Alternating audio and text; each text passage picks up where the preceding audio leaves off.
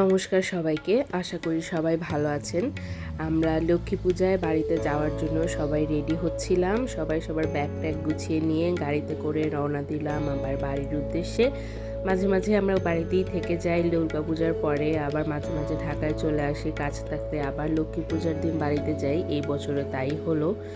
তারপরে আমাদের বাড়ি যেহেতু আমাদের বাসা থেকে খুব একটা দূরে নয়, প্রায় 40-50 মিনিটের রাস্তা, তো আমরা ইজিলি চলে যেতে পারি। এরপরে আমরা বাড়ি এসে দেখলাম খুব সুন্দর সাজানো হয়েছে। আর এখানে রান্নাঘরে সবাই লক্ষ্মী পূজায় যা হয় নাড়ু, মিষ্টি, এই জাতীয় জিনিসপত্র সব রান্না করা হয় ভোগের জন্য। কিন্তু সমস্যা হয়েছিল যে চুলায় গ্যাস ছিল না, তাই বাইরে এসে মাটির চুলায় রান্না করতে হয়েছিল।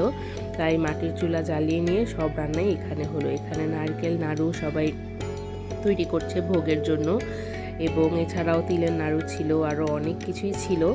আমার বোন এখানে আলপনা আঁকাচ্ছে এবং ও আরেকটা আলপনা আঁকিয়েছিল, সেই ভিডিও ক্লিপটি আমাদের নেই, হয়তো ভিডিওতে দেখা যাবে লক্ষ্মীর সরার সামনে। তো ও এখানে আঁকাচ্ছিল, এটা আমার ভাইয়ের মেয়ে, ও বসে বসে দেখছিল ওকে যে ও কীভাবে আলপনা আঁকাচ্ছে। তারপরে তো এই যে আমাদের প্রতিমা, এবং এখানে সন্ধ্যা হয়ে আসছিল আস্তে আস্তে। সন্ধ্যা হয়ে এই আলপনাটাও ও আঁকিয়েছে, খুবই সুন্দর হয়েছিল।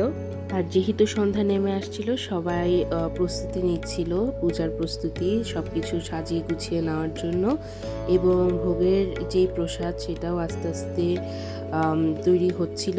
এখানে মাটির চুলায় যেহেতু একটু সময় লাগছিল, আস্তে আস্তে সবাই মিলে করছিল। নেক্সট ভিডিওতে আমরা পুরোটা পুজো দেখতে পাবো।